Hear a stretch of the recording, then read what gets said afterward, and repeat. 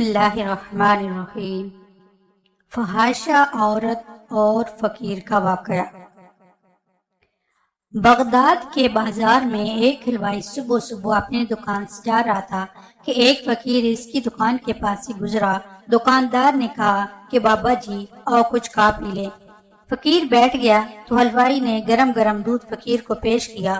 فقیر نے دودھ پی کر اللہ کا شکر ادا کیا اور اس حلوائی کو کہا کہ بھائی تیرا شکریہ، اور یہ کہہ کر فقیر چل پڑا۔ بازار میں ایک فحاشہ عورت اپنے دوست کے ساتھ سیڑھیوں پر بیٹھ کر موسم کا لطف لے رہی تھی۔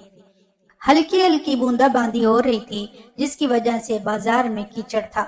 فقیر اپنی موج میں بازار سے گزر رہا تھا کہ فقیر کے چلنے سے ایک چھینٹا اڑا اور فحاشہ عورت کے لباس پر گر گیا۔ جب یہ منظر فحاشہ عورت کے دوست نے دیکھا تو اس سے بہت غصہ آیا۔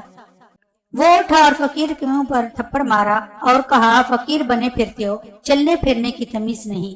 فقیر نے ہنس کر آسمان کی طرف دیکھا اور کہا مالک تو بھی بڑا بے نیاز ہے، کہیں سے دودھ پلواتا ہے کہیں سے تھپڑ مرواتا ہے۔ یہ کہہ کر فقیر آگے چل پڑا۔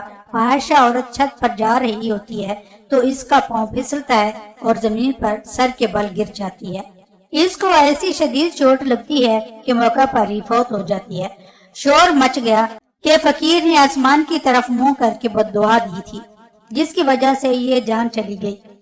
فقیر ابھی بازار کے دوسرے کنارے تک نہیں پہنچ پایا تھا کہ اس فحاشہ عورت کے دوست نے فقیر کو پکڑ لیا اور کہا کہ بڑے فقیر بنے پھرتے ہو، حوصلہ بھی نہیں رکھتے ہو۔ فقیر نے کہا کیا ہوا؟ جس نے کہا کہ تم نے بد دعا دی اور عورت کی جان چلی گئی۔ فقیر نے کہا کہ واللہ میں نے تو کوئی بد دعا نہیں دی۔ تو اس شخص نے کہا نہیں، تیری ہی بد دعا کا کیا دھرا ہے۔ جب اس نے ضد کی تو فقیر نے کہا کہ اصل بات پوچھتی ہو تو میں بتاتا ہوں کہ میں نے کوئی بد دعا نہیں کی، یہ یاروں کی لڑائی ہے۔ لوگوں نے کہا وہ کیسے؟ فقیر نے کہا کہ جب میں گزر رہا تھا اور میرے پاؤں سے چھینٹا اڑا اور اس عورت کے لباس پر پڑا تو اس کے یار کو غصہ آیا، اس نے مجھے مارا، تو پھر میرے یار کو بھی غصہ آ گیا۔